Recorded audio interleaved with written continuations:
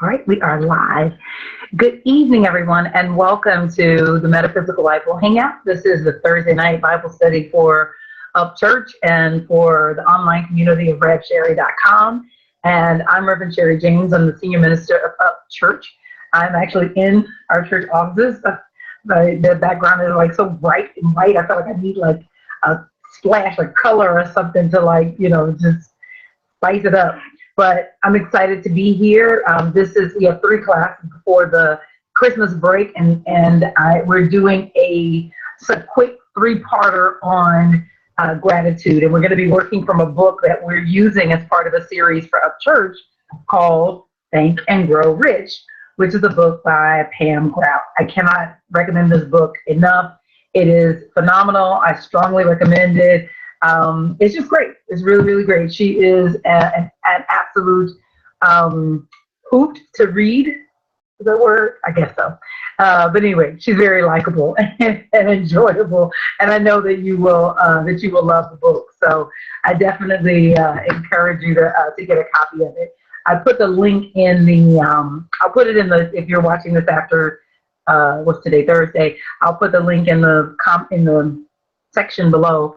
But I also had it in the email. And from what I understand, it's actually on sale right now at Amazon.com for Kindle for $1.99. So definitely go scoop it up right now. Okay, let's put up the PowerPoint and get started.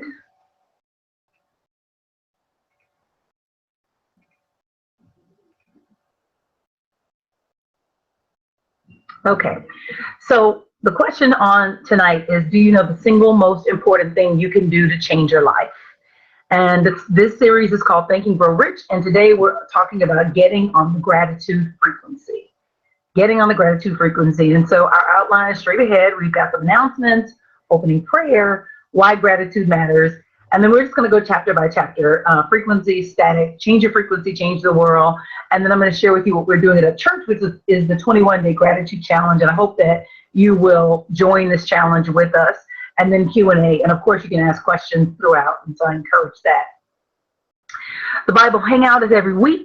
It is, with the exception of 2 weeks around Christmas and 1 week at Thanksgiving.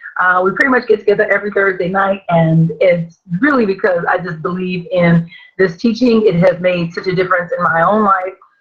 It's really been the game changer, and in so many different ways. I met with a group of friends last night, and the question that we were asking one another is, what are you most proud of for 2016? The single thing that you're most proud of. And the thing that I had to say for sure is the spiritual development. And I know that for me, my spiritual development is on steroids because I have to do so much studying to get ready for Thursday night. And so this is my gift to the universe. Whomever it blesses, I'm grateful. And I'm always looking for ways to improve it and make it better so that we can reach out and touch more people. So just that's why. But it does cost to produce. And so if you feel so inclined, if you would consider making a gift, it would make a difference. And I appreciate that. And I say thank you in advance for that. And you can do that right at RevSherry.com. The way that this series is going to work is 3 parts. We've got the blog, the Bible Hangout, and the Gratitude Challenge. The blog, straight ahead, publishes every Thursday. The Bible Hangout every Thursday night. The Gratitude Challenge is a daily challenge that's happening. Now, it's folding into what we're doing at Up Church, which is a 21-day gratitude challenge. I'll explain it briefly here, and then we'll talk more about it as we go. So, for what we're doing for the gratitude challenge is that you wake up every morning and you say to yourself out loud or silently to yourself, something insanely good is going to happen to me today.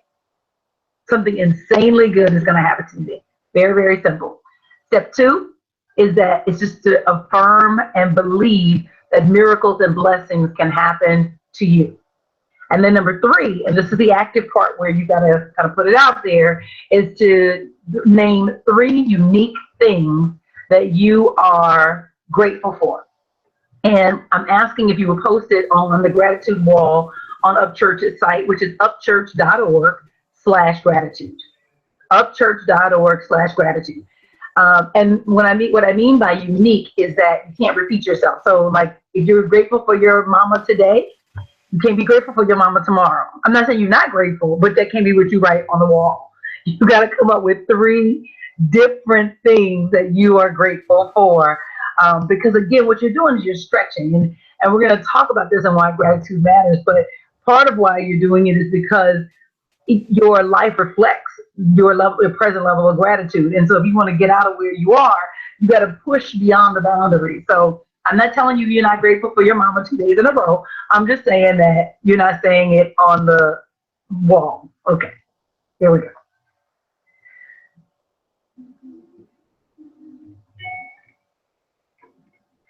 Panorama of Truth. So I am excited because this conference, Panorama of Truth, has been going on for a long time. I don't know when the first one was, so I don't know which one this is, but it's the annual conference for the Universal Foundation for Better Living. It is August 9th through the 13th. And this is my invitation to you to join us. We will be at the Hyatt Ziva Rose, Montego Bay, Jamaica.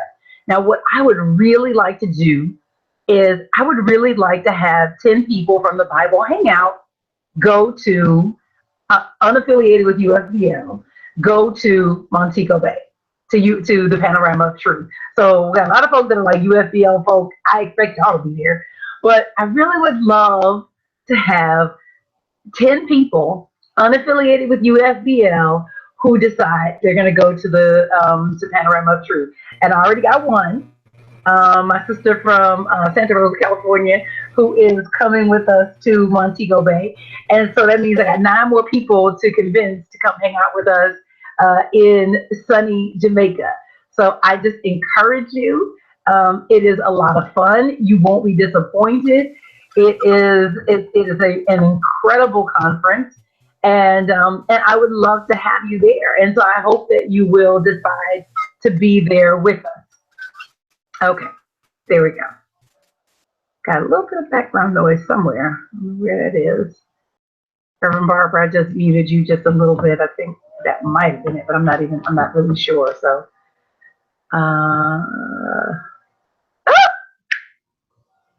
Olga said I phoned today to set up a payment plan. Yes, so that means we got 8 more people.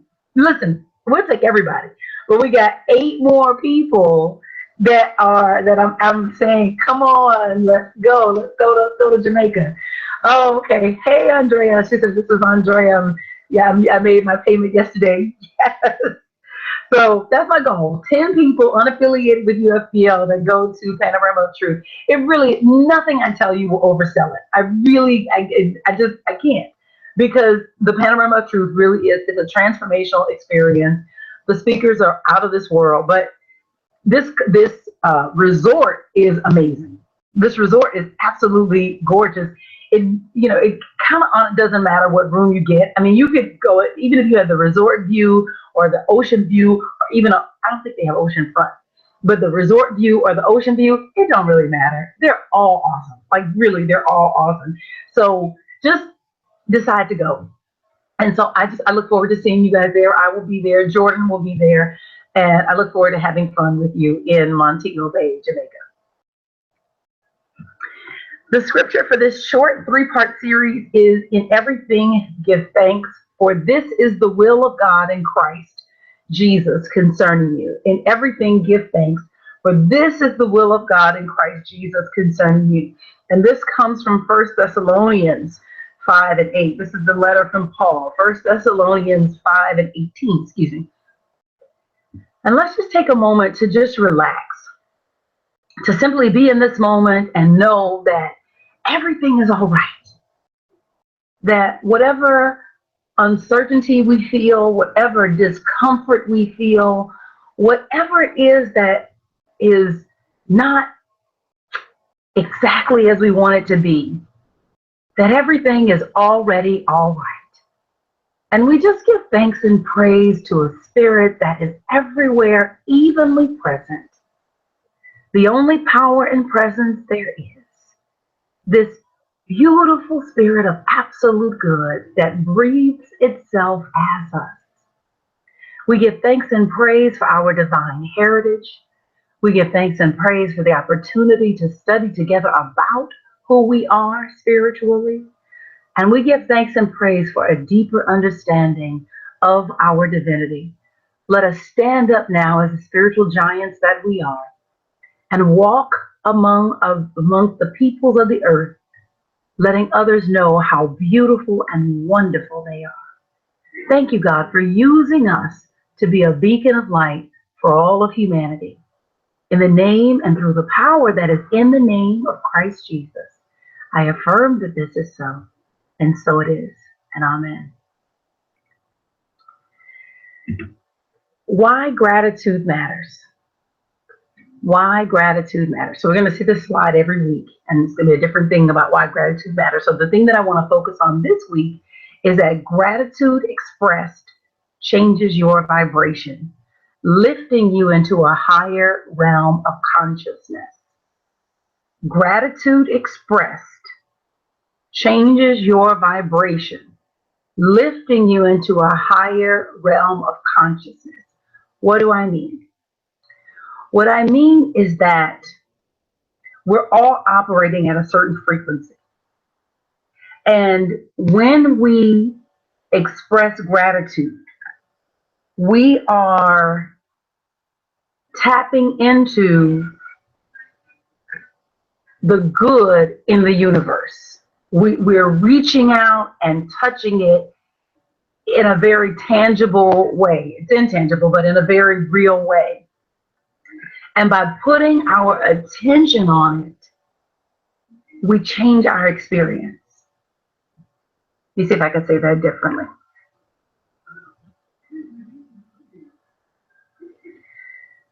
Wherever we place our attention, that is what we magnify.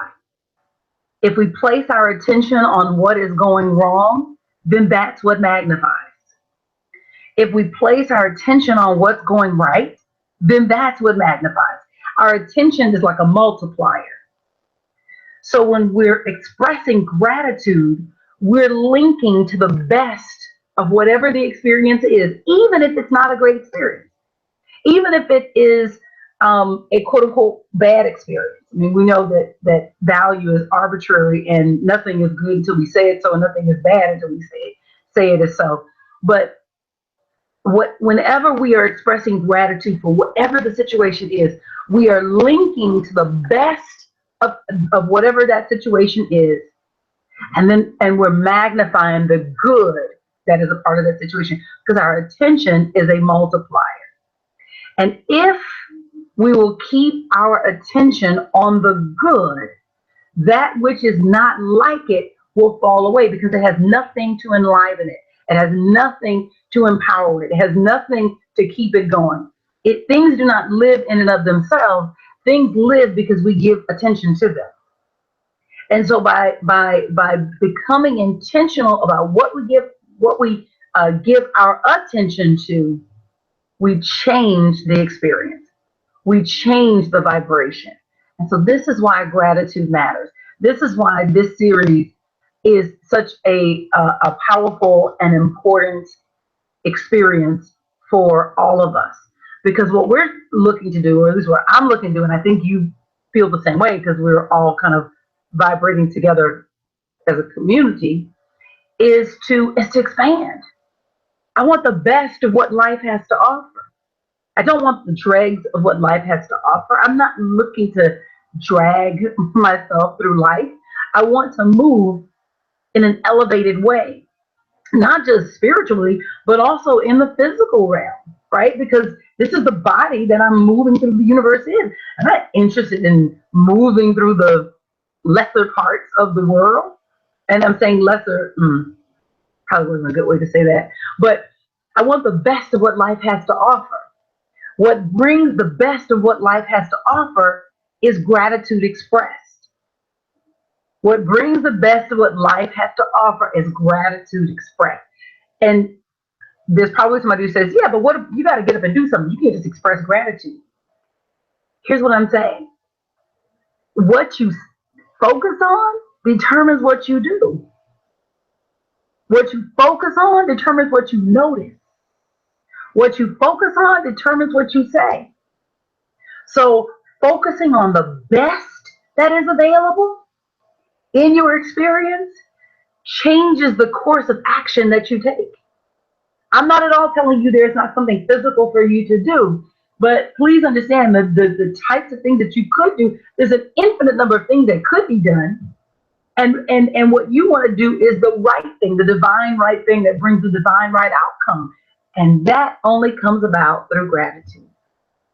So I hope that's not too heady of a conversation. Ask me a question if that's not clear, because I really would like to kind of nail that in.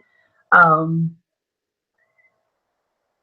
Yvonne says, my friend and I made a pact to attend. Oh, good, good, good. Okay, Yvonne's going. So I only need 7 more people committing to go. Thank you, Yvonne. All right, wonderful. So that's why gratitude matters, is that it changes, it lifts you into a higher vibration, that it raises you up. But hopefully that'll get more clear as we go. And if there's any doubt to that, what we go into in the next couple of slides will help clear that up. So I have about 8 points I want to share with you tonight. And the first, and this is what she covers in the first chapter, is that everything and everyone operates at a frequency. Everything and everyone operates at a specific frequency. In other words, everything vibrates, including you. Everything vibrates, including you. She brought up something I thought was really powerful, and this is on page. She said, I'm reading from page 4. She said, all matter, be it the Milky Way, a tomato, or the driveway on which the neighbor kid is chalking pastel dragons, is a frequency. It's a compilation of energy waves doubling as the Milky Way, a tomato, the driveway. Even stuff you can't see is energy that by your command forms into a solid appearance. But it's only that, an appearance. It's a hologram that looks astonishingly real because you trained your senses to see it that way. This is a quote from the book. She says, according to Dr. Donald Hoffman, professor of cognitive science at University of California, Irvine, everything we think we see is a construction of the brain, a perceptual hack that hides the complexity of the real world. If you have ever taken any science class, you know that you have heard probably said that if you will take a high-powered microscope to any object that appears to be solid, and you were able to train the microscope, that what you would actually see are all of these atoms vibrating at a high frequency that is causing what appears to be solid. Everything is a vibration. Everything is moving at a certain frequency. Now, you don't experience everything.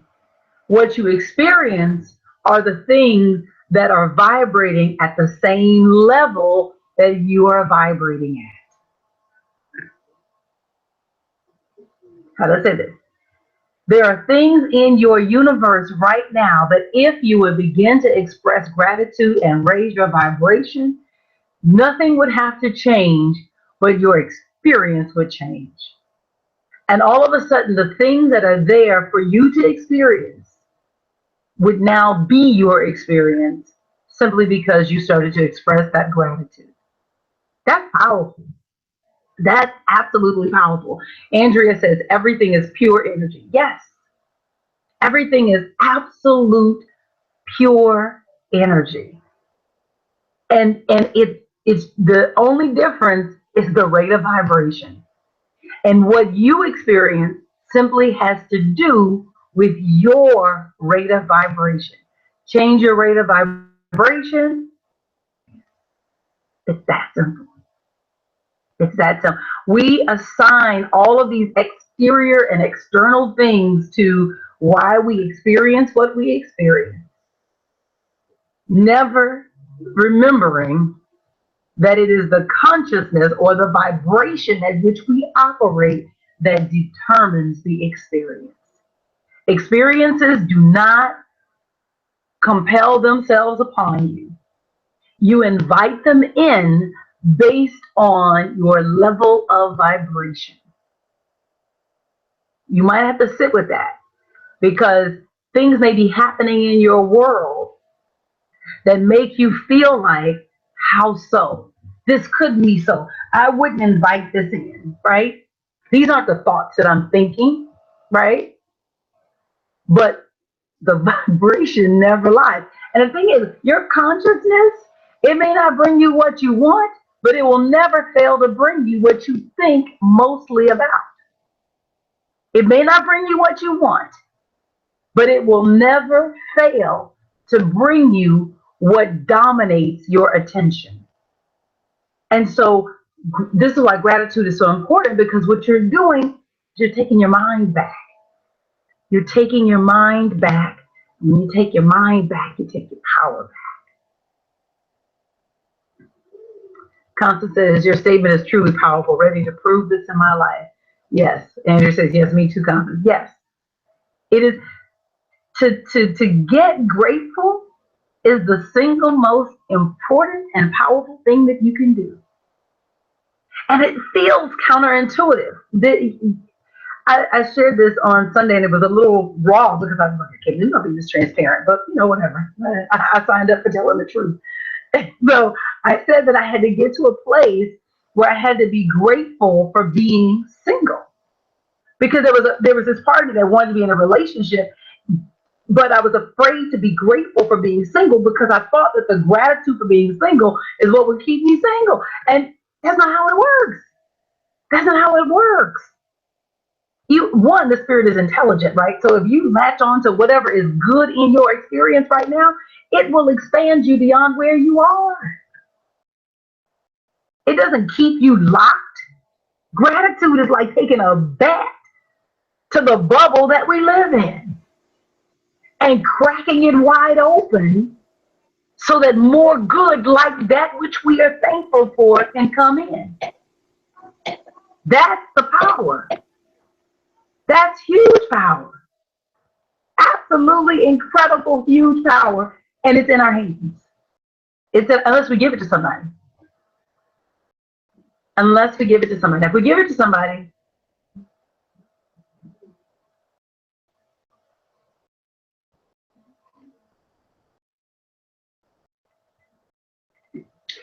the world you see reflects your dominant ideas, wishes, and emotions. Commit that to memory. We think we see in total. How often do we think, when we look at a situation, do we think that we have seen the totality of the thing? But the truth is that the world that you see reflects your dominant ideas, wishes, and emotions. The world you see reflects your dominant ideas, wishes, and emotions. And so when you decide to get grateful, when you decide to give gratitude even for the so-called bad things,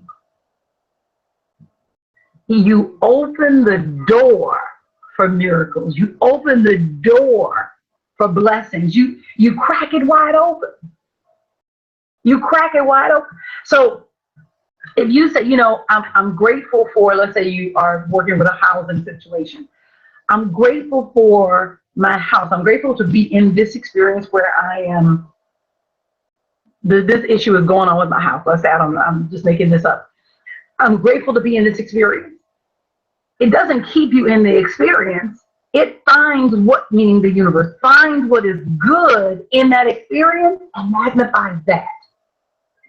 It doesn't magnify the pain. It doesn't magnify the pain. It magnifies the good.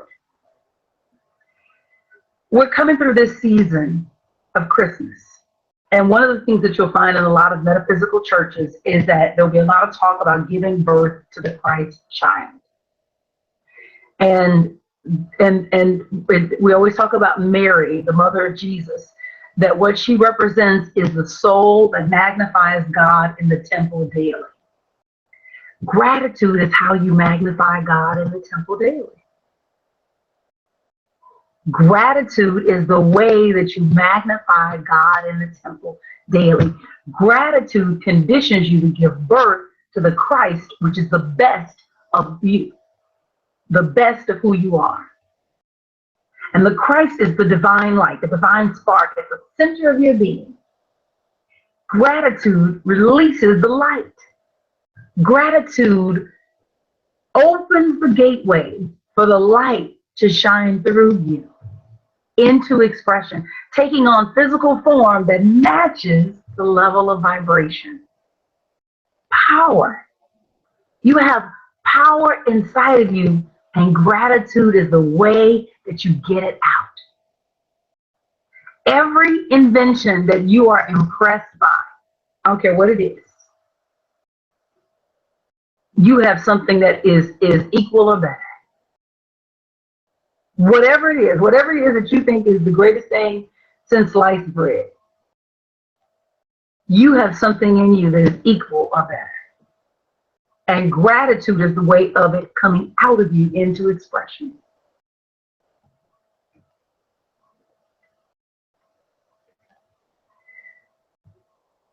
Number two, our frequency determines our experience. I think this is the part that I love most about this, that there is no such thing as passive observation. The moment you look at it, you get involved with it. There is no such thing as passive observation. Everything you see, you change. Everything you see, you change. That, I think, is because we have this idea that we're just sitting on the sidelines, right? You ever felt that? I just need to take a break from life, right? I just need to I need to just sit still for a second. No such thing. No such thing. You want to get off the merry-go-round of life? I just need this ride to just stop for a second so I can take a break. Not so much. Whatever it is that you are looking at, observing, paying attention to, you are getting involved in. Now, that's powerful when you think about the videos, the things that people share, right? The things that you pay attention to in the media. Everything you look at, you get involved in some way. And it begins to incorporate itself in you to the degree that you give it your attention. How many times have you watched a movie and found yourself dreaming about or thinking about the things in the film way after the movie was done? Because what you look at, you involve yourself in. You get connected to it in some way. So there is no such thing as passive observation. That observation is active, and it determines your experience. So I shared this experience in the blog that I used to work at a job when I first got out of college, and my boss was super moody. She would come in, and I didn't know what she was going to be on, 0 or 10. I had no idea. And sometimes she'd be a -10. And she would jump down my throat on some days, and other days she'd come in, she'd be like sweet as pie. And so it was this odd experience. And I was like, this is an awful place to be. And the thing that I couldn't see then that I can see now is my part in the experience.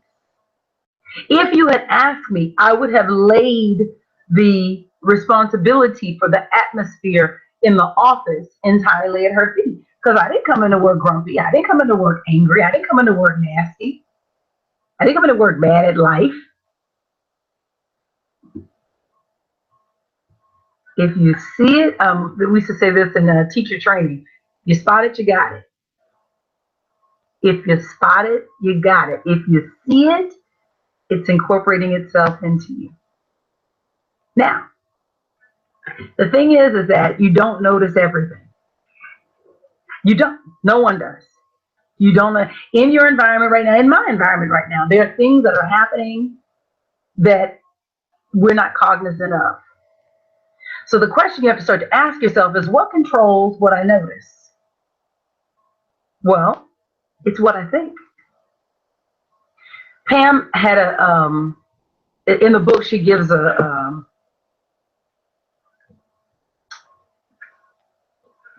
I don't know, URL is the word I'm looking for. She gives a URL and she sends it to her website. And there's this video, and I shared it on Facebook today. There's this video of some people passing the ball. And what you're asked to do is to count the number of times the people who have on white pass the ball.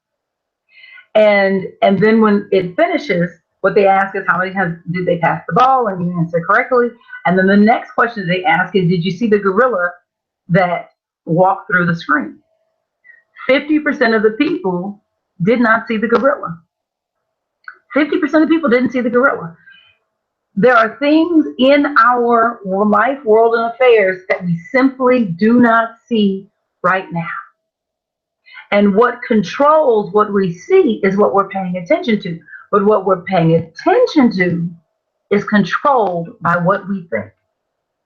And so how many times have you been in a situation where there was something happening and it's right underneath your nose, but you didn't know that it was happening? And so what the gratitude does is it takes your attention off of that which is going wrong and puts it on that which is going right, and you get more of that which is going right. Because even if you're in a terrible situation, even if you are struggling to keep your home or struggling to keep your car or fighting with your spouse or whatever, even if all just craziness is going on, even if you got problems with your child's the other parent, right? Let's say you're in a battle royal, right?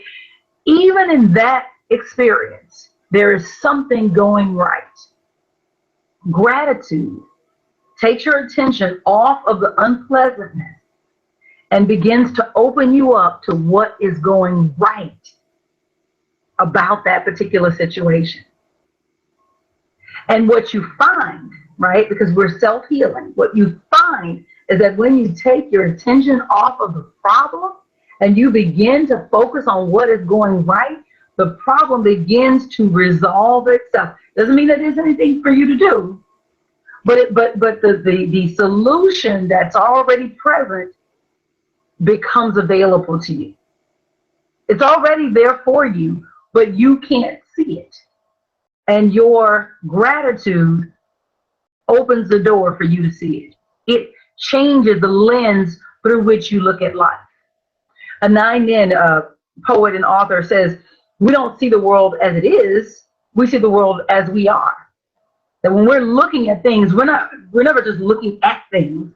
We're looking at things based on who we are. And what we see is a function of who we are.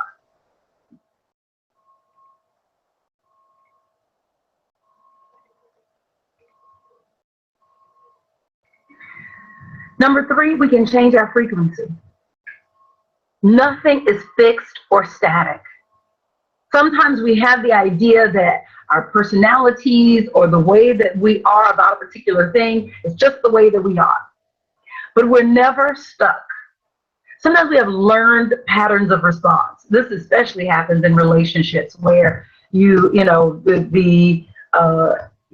spouse or your significant other is going to follows almost like a pattern. They do one thing and then you have that response, and it always ends up in an argument. It always ends up in this kind of uncomfortable situation. And what we can't see when we're in it is that these are learned patterns of response. They're not just how we react, they're how we have learned and how we have chosen to act. Gratitude breaks up the pattern. Gratitude pulls you out of the learned patterns of response and begins to give you new ways to respond to old stuff. Gratitude lifts you out of learned patterns of response and gives you new ways to respond to old stuff. But here's the thing about changing the way you respond, is that you then eventually change the experience. You then eventually change the experience. And so we can change our frequency, And when we change our frequency, we change everything. We change our world. We change our world. And so we must begin to get grateful for everything. Everything. Leave no stone unturned when it comes to expressing gratitude.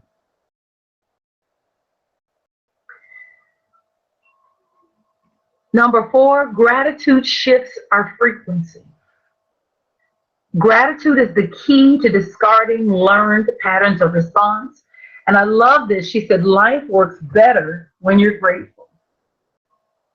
This is what she writes on page 7. I noticed that when I'm on the joy and gratitude frequency, I'm a better writer, a better mother, a better pickleball player. Food tastes better. Songs sound sweeter. And complete strangers send me love notes.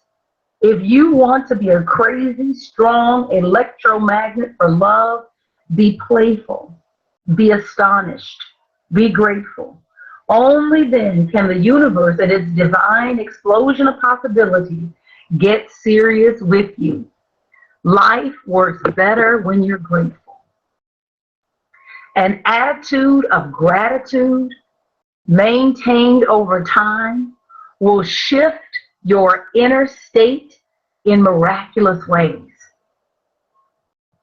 An attitude of gratitude maintained over time will shift your inner state in miraculous ways. I had this experience in Santa Barbara. I participated in the Avon Walk for Breast Cancer, and it was such a great experience. Just doing a marathon and a half. It was the first walk for anything that I'd done as an adult. And that's not true. That's not true. It's the first walk I've done of that length, where it's a marathon day 1 and then half marathon day 2. And in Santa Barbara, what they have are neighbors, people in the city where we were walking, stationed along the way saying, thank you so much for walking. And they're clapping for us. And thank you. And just showing this intense outpouring of appreciation. And at first it felt odd. It was like, because people, I get it. Like if one person maybe had suffered from breast cancer, which is what the walk was for, or maybe 2 or 3 people, but this entire body of people, these people haven't suffered from breast cancer, and there were all of these people just stationed along the way saying, thank you for walking, thank you for walking. And I can't tell you at what mile it shifted, but there was this moment where I literally, it was like I levitated. I just levitated, and even though my feet were screaming and I was tired, I could have walked another marathon. There's something that gratitude expresses, it just lifts you higher. And when I had a moment back in my hotel room to really reflect on the day and everything that had transpired, what I got was like, oh, I haven't been grateful enough. I haven't been grateful enough that there is a level of gratitude when expressed that will lift you from where you are into a higher dimension. There are higher dimensions available. Gratitude will take you there. Gratitude will take you there. It was such a surreal experience, and that stayed with me. That walk was several years ago now, but it stayed with me. And then I got it. I was like, okay, I have to get grateful for every little thing. Every little thing, so that I can begin to raise my own vibration. I don't have to wait for a cheering squad at a walk for breast cancer. I can be my own cheering squad. And I can begin to give thanks for everything. I can give thanks for the clothes that I have. I can give thanks for the food that I need. I can give thanks for the having an office. I can give thanks for having a working computer. I can give thanks for my car. I can give thanks for my family. I can give thanks for my shoestrings. I mean, like down to the minute, like get grateful down to like the little bitty, itty bitty things. Because it's that intense gratitude expressed that lifts you and allows you to participate in those higher dimensions of expression. It's available. Anybody can go there, but only the one who's willing to be grateful will get there.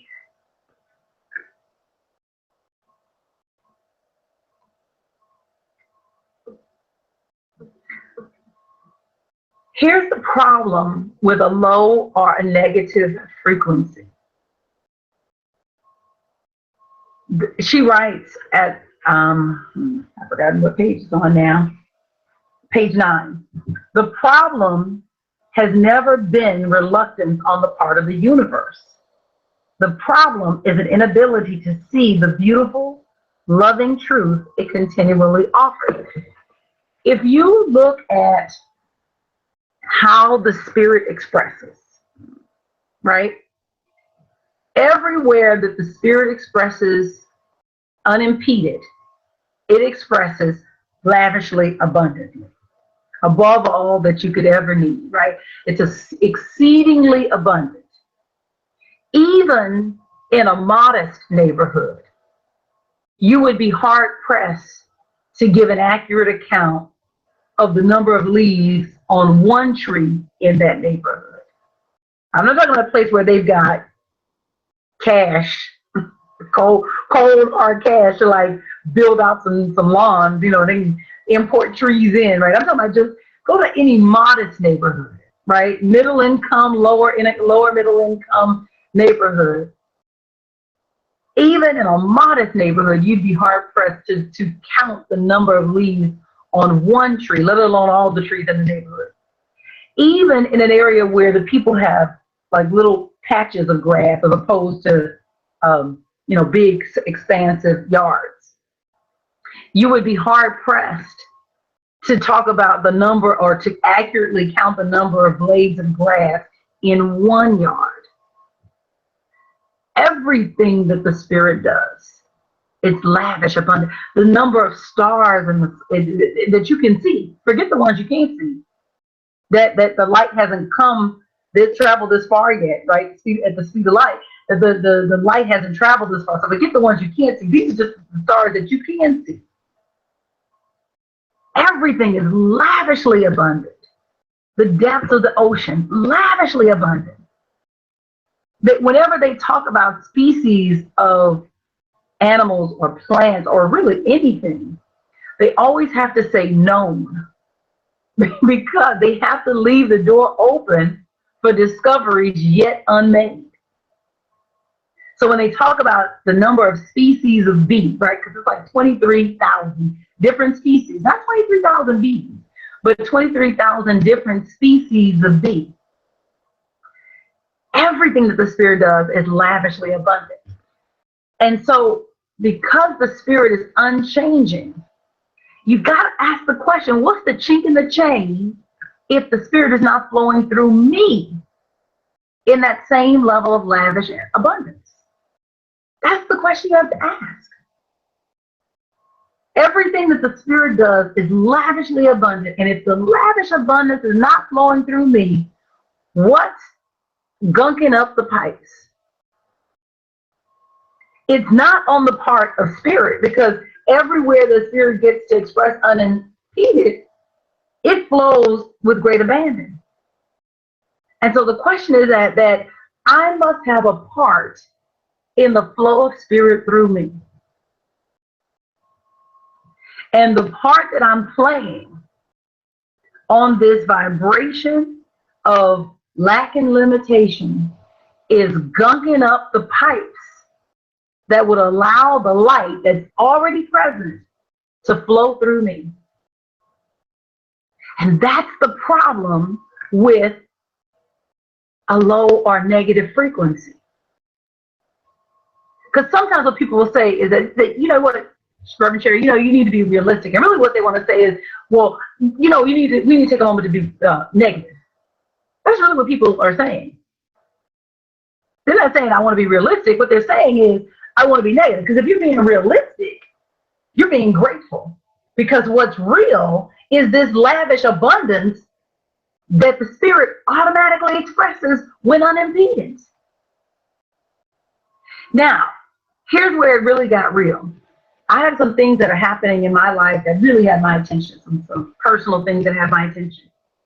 And we're in the middle of this blanket drive to get 250 blankets to the Inglewood School District. And we've been asked for 15 of the 250 that they need. And the Spirit said to me, you can come up with 250. So, yeah, you're right, God, you're big enough, 250. And it hit me in a conversation yesterday that if I am consumed, my attention is on the things that are not going right in my experience, I'm rolling at that low vibration, then I'm not available to hear how the Spirit wants to deliver these 250 blankets or more. That's the problem. It's not just that I miss out on my blessing. I miss out on my ability to be a blessing. So the problem with a low or a negative frequency is not just that I jam it up for myself, but there's a baby on the street tonight. Because these blankets, just so you know where they're going, the Inglewood Unified School District has 250 families that are in some degree of homelessness, which means they're children that are on the street. And if I can't get my head on tight to be the blessing, right? Because this is, right, to be the, then there's some baby on the street missing out. And it's not just that, we're meant to be a blessing to all of humanity. So how many other things have I missed because I've been so consumed with my stuff? Gratitude opens the portal that solves your problem and then helps you become a solution to somebody else. So this is the problem with, let's just be realistic. We got to be realistic. No, you're not just harming yourself, you're interfering with somebody else's blessing. Constance says, what sludge do I need to clear out to allow the abundance to flow through me? Yes. Yes. This is vital. And especially at this moment in time, where there is this movement afoot around the world, not just in the U.S., around the world, toward a more exclusive, not inclusive, way of doing business, where certain people benefit but not others. And I'm throwing out there that perhaps it will be the people who decide to get grateful that open the portal for new ways of needs being met, not just for themselves, but for everybody else. If we get past this idea that spirituality and gratitude is this namby-pamby stuff, and really get that we open the portal of the universe, I don't care who does a power grab. They can't stop a mind that agrees with God. Olga says, sadly, too many people live with so much emotional baggage, they miss and don't see the lavish abundance around them. Yes, but this is the thing, y'all. This is the thing. There's somebody that can hear your voice. There's somebody that can hear your voice. Think about the singers in your word that you like. Like I was very much a fan, still am, but I mean she's transitioned now. Very much a fan of Whitney Houston. Oh my God, that girl opens her mouth and it's just come on, right? But there are other singers who might be good, who just don't touch me in the same way. But they touch somebody else. And the thing is that you have to realize that you're somebody's Whitney, or you're somebody's Patty, or you're somebody's Adele. You're the person that they could hear.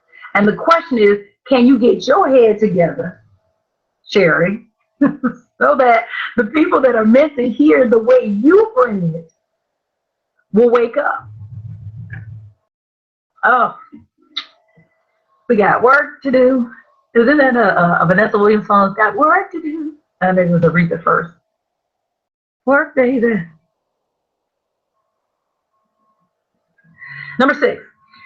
So what she talks about are 4 beliefs that basically keep you at a low frequency. They tell your brain the wrong thing to pay attention to. Because that's what a low frequency does, is that it tells your brain, don't pay attention to this good, pay attention to this stuff that's not going right, right? And there are 4 beliefs that keep you in that low frequency. And that starts on page 12, where she talks about the belief that something is wrong with us, right? That here's what she writes. She says, from the get-go, we're taught that we are separate entities and at our core selfish and only out for ourselves. To deal with this problem, we are taught to rein in our impulses, to get ourselves under control.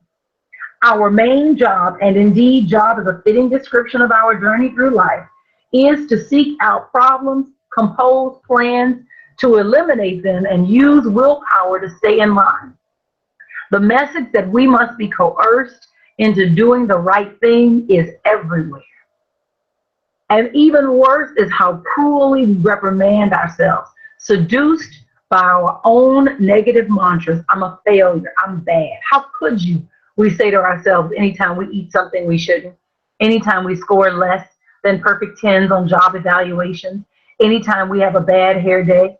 We're downright mean to ourselves. We go to war with those parts of ourselves we deem as unacceptable, the jiggly upper arms, the desire to dance in church, the pull we feel to skip work and write and only end up crippling humanity as a whole. And so we spend all this time trying to control ourselves. And this belief keeps you at a negative vibration. I haven't done a lot with tapping. Maybe some of you have and can speak to this. But tapping is one of those ways that you can begin to release, where you tap on the meridian points. And one of the things that they do is you're tapping on the meridian points is that, even though I have, jiggly upper arms, I love and accept myself, right? And because you're trying to release this energy, there's all this energy around what I'm not doing right and how I'm not enough. But all of it is that I love and accept myself. Everything is I love and I accept myself. And it's because the paradigm, it's fundamental to the culture that there's something wrong with us. And it's not natural to us, but it's learned. We learn it at a young age. Learn at a very, very young age. But it's not natural to us, because if you're around a baby, babies don't operate like that. They feel like I'm entitled to what I want, and I am the boss of whoever is in my care. So the second belief she talks about, is the belief that the voice in our head is us. And she writes on page 13, waterboarding has nothing on the torture that sometimes takes place in my brain. A nonstop voice loop reminds me of all that's lacking in my life. This obnoxious voice, page stuck together, keeps tabs on all I'm doing wrong and makes long lists of things I need to improve. And this is the part that I thought was wonderful, and I know you guys can relate to this, that for the longest time, I thought this voice was me. It did a very convincing impersonation. I took the voice to therapy. I explained its opinions about my work to my friends. I believed that when I voiced its concerns, I was voicing my concerns. We believe the voice in our own head. We're skeptical of other people, but we think that the things that we think are true. And the things that we think are the things that we have been taught to think. And so we can unteach ourselves or open up to a new way of thinking, but we must begin to separate and realize that the voice in our heads is not us. And what conditions us to hear the still small voice is the gratitude. And what she writes in the next paragraph is that it wasn't until I began counting my blessings that the other frequency was able to make contact, the still small one that whispered truths. Gratitude conditions you to hear the still small voice. The voice is there, but it's drowned out by the voice in the head. And the problem is that we believe the voice in the head is us. And what gratitude does is that gratitude conditions you to hear the spirit that is indwelling you, that's always there and that's always speaking to you. Just thought of something. As an idea, this is my challenge for today. I'm actually challenging y'all to write stuff on the gratitude wall at Up Church. But this is BJ Fogg, F-O-G-G. BJ Fogg talks about tiny habits. And with tiny habits, he talks about doing something simple and tying it to what you already do as a way to form a new habit. And so he wanted to develop an exercise routine. And so what he decided to do was every time he went to the bathroom every day, so you tie it to something that you're going to do every day. Every time he went to the bathroom, when he finished, he would come out and do 2 push-ups. And eventually it became 12 push-ups every time he went to the bathroom. And then eventually he was able to move that habit off of, tying it to the bathroom. And now he has a habit of exercise. But you can tiny habit your way to a better habits. How about every time you go to the bathroom, you have to wash your hands, you look in the mirror, and you express some degree of appreciation for yourself. And it has to be 2 things, right? And maybe you challenge yourself, and let's say it's got to be 2 different things every time you go to the bathroom. So if you go to the bathroom 6 times a day, then that's 12 things that you got to express appreciation for about yourself, and you can't repeat yourself, right? That would be a great exercise to do. And BJ, if you look him up, I think he has a book called Tiny Habits, but certainly his website is called tinyhabits.com. And I think he's a professor at Stanford University. But he talks about tiny habits, and so you can tiny habit your way into better behavior. That you start with something small and you anchor it with something that you're already doing. And so that may be a way to begin to build gratitude into your day over the long haul. Or something else, you eat every day. Maybe you consistently eat 3 meals a day. Or maybe every time you eat, you take time before you eat to express some type of gratitude for yourself. Maybe it's 2 or 3 things that you're expressing. So every time you sit down to eat, let's say it's 3 meals a day, then that means that, in a day's time, you've got 9 unique things that you're expressing gratitude for about yourself. Just as an idea.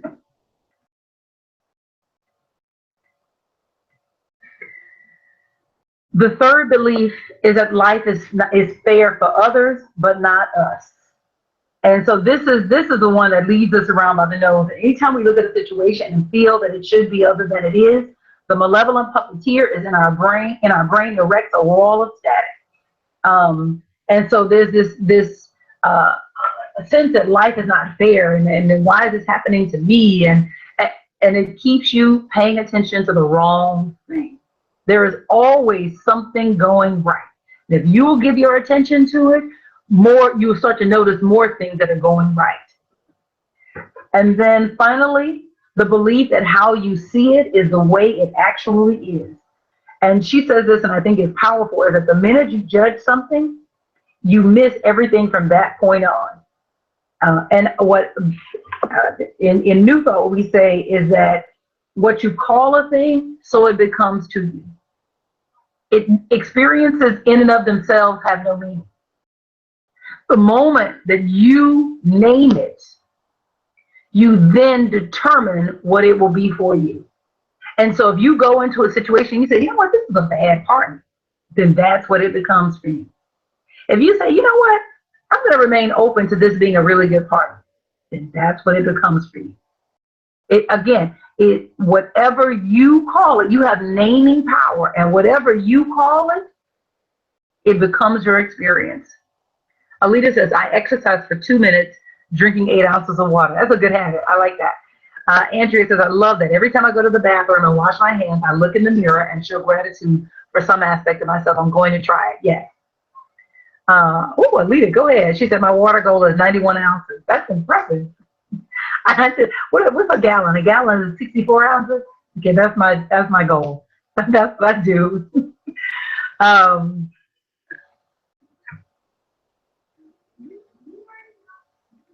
Number 7, get into the gratitude frequency right now. There is nothing more important you could ever do for yourself, your family, your friends, your planet, and yes, even the starving children, than to tune into the frequency of gratitude and joy. And I think this is important because there are so many things that are flying around right now on the news. So, if you're in the U.S., and let's say you are liberal, then you are probably seeing ads for, sign this petition, call this person, demand a recount, right? Well, I don't know how this ad got attached to me because I'm a liberal person, but it was a conservative ad that said investigate the corruption of Clinton. And it was like everybody has gone mad. And what I'm saying is that I'm not telling you don't advocate for the society that you think is the better society. But what I am saying is, what is the dominant thing that has your attention? What's the dominant thing that has your attention? And I want to throw out to you, I want to suggest to you that it should be all the things that are going right in your life. Give your attention to the things that are going right in your life. Give your attention to that. Bask in it. Spend time in it. Make it your priority. You never know what can come of it. Our lives reflect our present level of gratitude. That's a hard pill to swallow. Our lives reflect our present level of gratitude. And this is the corollary to that. Nothing more can come until I exceed my present level of gratitude. When Jabez talks about expand my territory, ain't no expansion without some gratitude. Ain't no expansion without some gratitude at all. You have got to get grateful, and your gratitude stretches your world, opens the door for more than what you have. This is why the Spirit says, be a cheerful giver. Not just in the giving, because that's just stating in the law, but the cheeriness. That's the gratitude. I'm happy about being able to give. I'm happy that I have something to share. And my happiness opens the door for more. Stay in that vibration of gratitude. Number 8, our gratitude benefits others. And this, I think, is where it is, that all of us wildly underestimate the impact we have on each other. We discount the tremendous effect even the smallest act has on all of humanity. This is what she talks about in chapter 3. What I do matters. My gratitude carries unlimited planetary impact. Sit with that, because sometimes we have this idea that we are operating in a bubble and that what we do doesn't matter for what's happening in another city that we don't live in.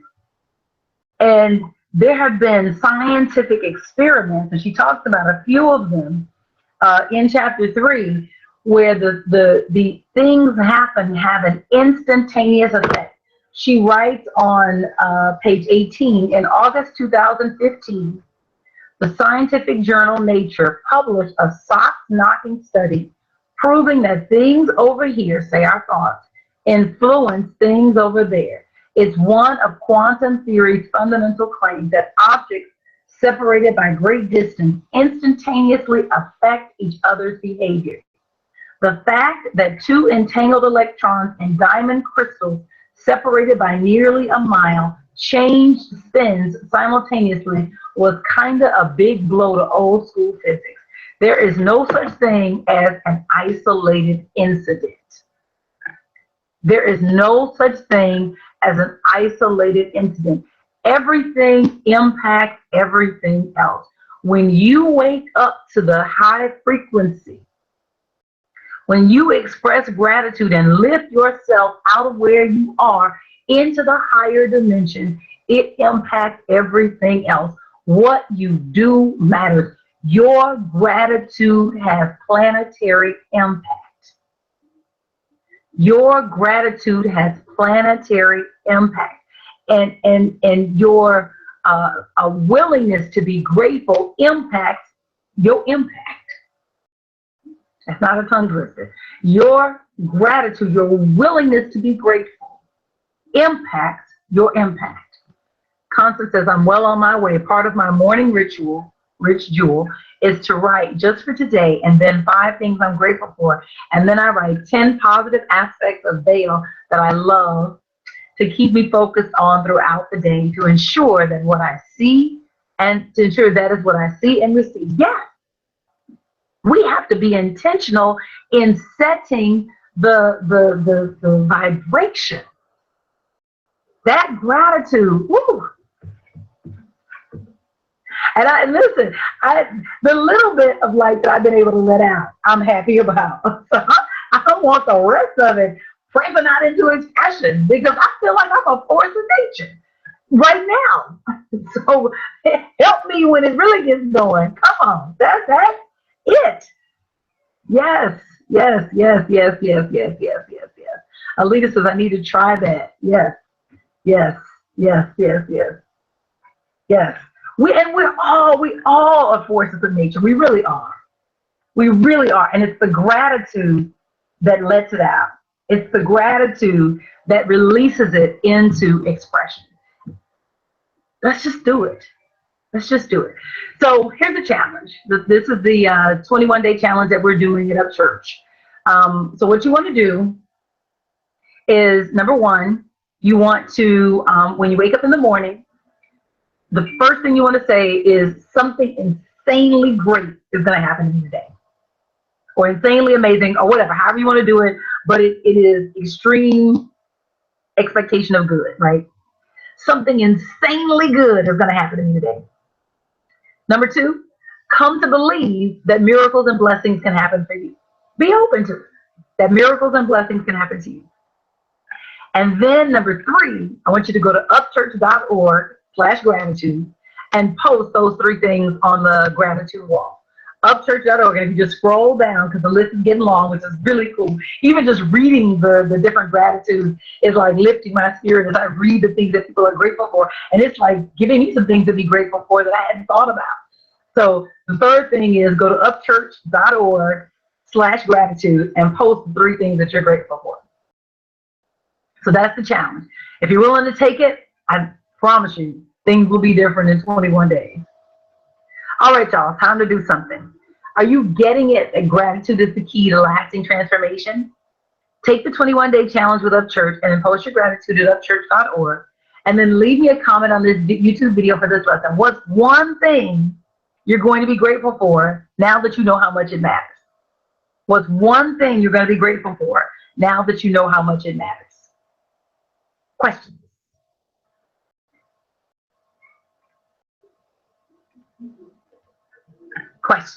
Questions. Uh-oh.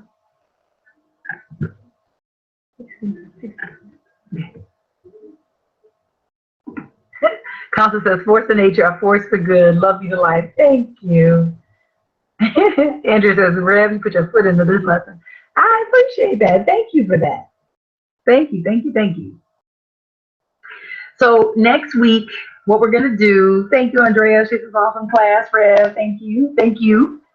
So next week, we're on part 2. And part 2 is chapters 4 and 5. Yep, chapters 4 and 5. So chapter 4 is becoming the Warren Buffett of happiness. This is a cool thing to do. And chapter 5 is financial wealth is a side effect of your real riches. So anyway, cool, very cool. This is a great book. So anybody knows Pam Grouse, tell her she did a great job. Great, great book. We are enjoying it, and powerful, powerful book. Thank you, everybody. Thank you just for everything. Thank you, thank you, thank you. Have a great week, and I will see you guys next week. All right, take care.